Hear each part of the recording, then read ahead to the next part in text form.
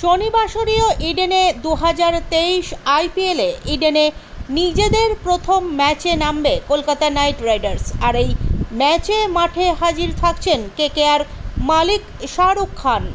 Night management সূত্রের এমনটাই খবর।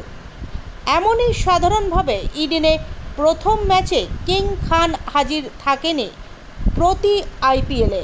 এবারও তেমন ছবি দেখা যাবে শনিবার রাত্রে, অর্থাৎ দর্শকরা দেখতে পাবেন ঝুমে জো পাঠান। কেকেআর ম্যাচ জিতলে তো সোনায় সোহাগা। সাধারণভাবে কেকেআরের ম্যাচে কয়েক ওভার হয়ে গেলে মাঠে আসেন শাহরুখ, কারণ তার তুকতাক। সেটা এবারও হবে বলে জানা যাচ্ছে। স্পেশাল চার্টার্ড ফ্লাইটে শহরে পা রেখেছেন বলিউড বাদশাহ।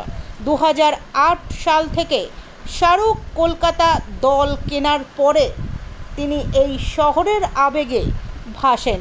2011 সালে সৌরভ গাঙ্গুলিকে বাদ দিয়ে গৌতম গম্ভীরকে অধিনায়ক করে আনেন।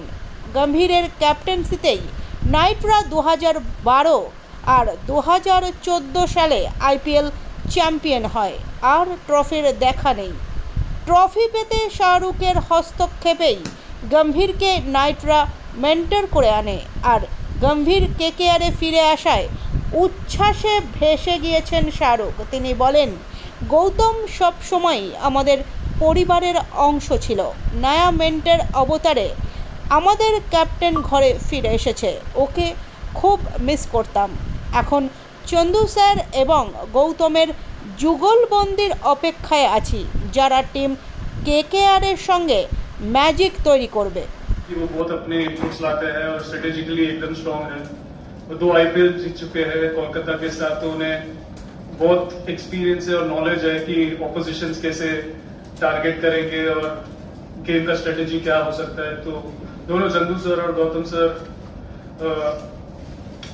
बहुत सारे इनपुट्स देते हैं हर एक इंडिविजुअल्स को, और प्रैक्टिस में भी जब उनसे मैं बात करता हूँ तो एक तरीके का अच्छा ग्लांस मिलता है कि आगे के मैचेस में क्या हम लोग एक्सपेक्ट कर सकते हैं।